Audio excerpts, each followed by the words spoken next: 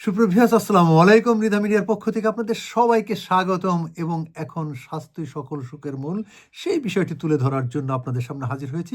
আর সুপ্রভিয়াস সেই স্বাস্থ্য সকল সুখের মূল সেটার জন্য শুধু খাওয়া দাওয়া নয়, সেটার জন্য রয়েছে বিভিন্ন কার্যক্রম এবং আপনারা জানেন যে ইউনিভার্সিটি অফ লন্ডন থেকে সম্প্রতি একটি গবেষণায় এসেছে। সেই গবেষণায় তথ্য অনুযায়ী আপনাদের বলছি, আপনারা যদি কেউ সাংস্কৃতিক অনুষ্ঠান বা শিল্পকলার সাথে সম্পৃক্ত থাকেন তাহলে আপনারা অবশ্যই স্বাস্থ্যগত ভালো থাকবেন, আপনাদের মেন্টাল ভালো থাকবে এবং আপনারা যদি খেলাধুলা করেন তাহলে আপনাকে শারীরিকভাবে সুস্থতা এনে দিবে।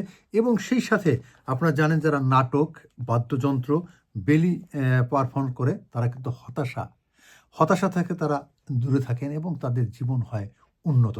সেই সাথে আপনারা জানেন যে department for culture, media and sports DCMS university of কলেজের আরেকটি তথ্য দিয়েছেন। তারা বলছেন যে যে যদি কোনো মানুষ কোনো অনুষ্ঠানে অংশগ্রহণ করতে যায় বা অংশগ্রহণ করে তখন কিন্তু তিনি একাকিত্ব থাকেন না, আর একাকিত্বই হচ্ছে হতাশার অন্যতম কারণ।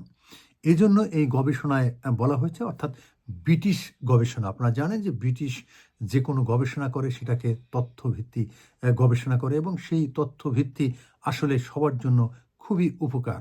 আপনারা জানেন যে শিল্পকলা, শরীরচর্চা, খেলাধুলা সব কিছুই কিন্তু স্বাস্থ্যই সকল সুখের মূল। সেই স্বাস্থ্য সকল সুখের মূল রাখতে আপনি যে কোনো একটি অ্যাক্টিভিটিস আপনি করতে পারেন। সুপ্রভিয়াস সেই অ্যাক্টিভিটিস করার জন্য সরকারভাবেও অনেক সহযোগিতা করে থাকে এবং বিভিন্ন কাউন্সিলও আপনাদেরকে সহযোগিতা দিয়ে থাকে। সেই জন্য আপনি হতাশা ভুক্ত না হয়ে আপনি যে কোনো একটি কালচারাল অনুষ্ঠান কিংবা বেলি ড্যান্স, নাটক, বাদ্যযন্ত্র এগুলির সহায়তা নিতে পারেন এবং এই সব করলে আপনার হতাশা দূর হবে। আপনি এমনকি আপনার ব্যথা নাশক অনেক ঔষধও লাগবে না। সুপ্রভিয়ার্স, তাই আপনারা এই আজকের নিউজটি হয়তোবা আপনাদের অনেকের জন্য সুখবর নিয়ে আসবে। আপনারা একাকিত্ব না থেকে যে কোনো একটি এক্সট্রা কাজ আপনারা করতে পারেন।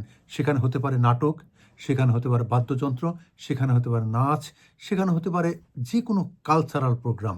সুপ্রভিয়ার্স, শুধু বাংলাদেশি নয়, যে কোনো দেশের যে কোনো কালচার এখানে বলা হচ্ছে। আর আপনি যদি পিয়ানো বাজান, যে কোনো যন্ত্রের সাথে সম্পৃক্ত থাকেন তাহলে আপনার মনটা ভালো থাকবে, আপনি যে কোনো কাজ সুন্দরভাবে করতে পারবেন এবং একাকিত্ব থেকে আপনি তখন হয়ে উঠবেন বন্ধুবান্ধব নিয়ে মেতে উঠবেন এবং যে কোনো পারফরমেন্স করতে গেলে আপনাকে যে প্র্যাকটিস করতে হবে, এই প্র্যাকটিসের ফলে অর্থাৎ আপনাকে নতুনভাবে জীবন গড়ে দিবে। তাই এই গবেষণায় যে তথ্য এসেছে সেই গবেষণা যদি আমরা আসলে ফলো করি আমরা কিন্তু অনেকেই অনেকভাবে উপকৃত হব। সুপ্রিয়, আজকে পর্যন্তই। আপনারা সবাই ভালো থাকবেন, সুস্থ থাকবেন এবং সুস্থ থাকার জন্য যে কোনো একটি বাড়তি অ্যাক্টিভিটিস আপনি করবেন। সেটা হতে পারে শরীরচর্চা, সেটা হতে পারে নাটক, সেটা হতে গান, সেটা হতে বাদ্যযন্ত্র কিংবা মিউজিক। যে কোনো একটির সাথে আপনি সম্পৃক্ত হন, অবশ্যই আপনি আরও সুস্থ থাকবেন, ভালো থাকবেন, নিরাপদ থাকবেন। আল্লাহ হাফেজ।